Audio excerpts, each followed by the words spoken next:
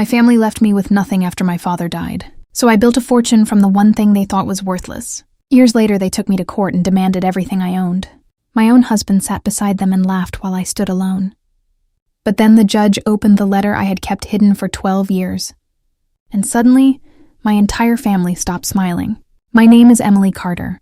I'm 32 years old and I live in Austin, Texas. For most of my life, my family treated me like the child who would never amount to anything. When my father died, my brother received a luxury house and a major business investment, while I was left with an abandoned piece of land and an old storage building. My mother looked at me and said, "Your father knew your brother could do something with the real inheritance." I remember standing there, holding the property documents, feeling like even in death, my father had chosen my brother over me. But what my family didn't know was that my father had left me something else, something that wasn't mentioned during the will reading.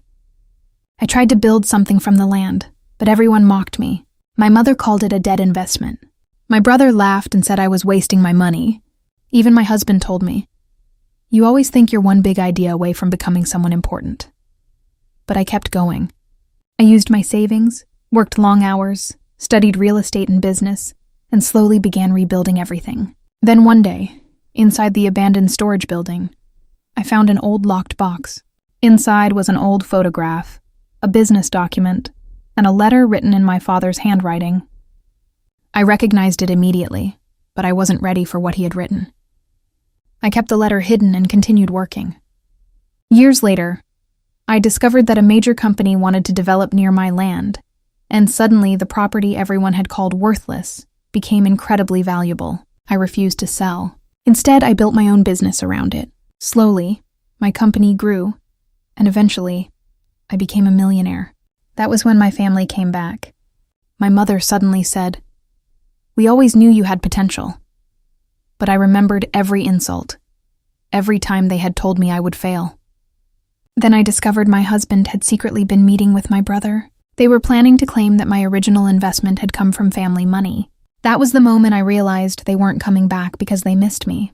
They were coming back because they wanted what I had built. Then my family took me to court.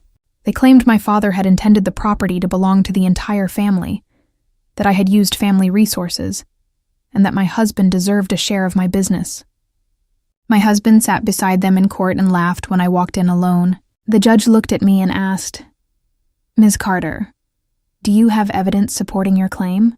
I looked at the judge and said, "Yes, Your Honor, but I need you to read something first." Then I finally opened the letter my father had written 12 years earlier. It said, "Emily, if they ever come for what you built, remember this. I knew exactly what I was leaving you." Attached to the letter was a legal document proving the property had been left only to me. But that wasn't the biggest secret. The judge continued reading and discovered that my brother had already received his full inheritance. My family had no legal claim to my property, and my husband had signed a prenuptial agreement proving my business belonged entirely to me.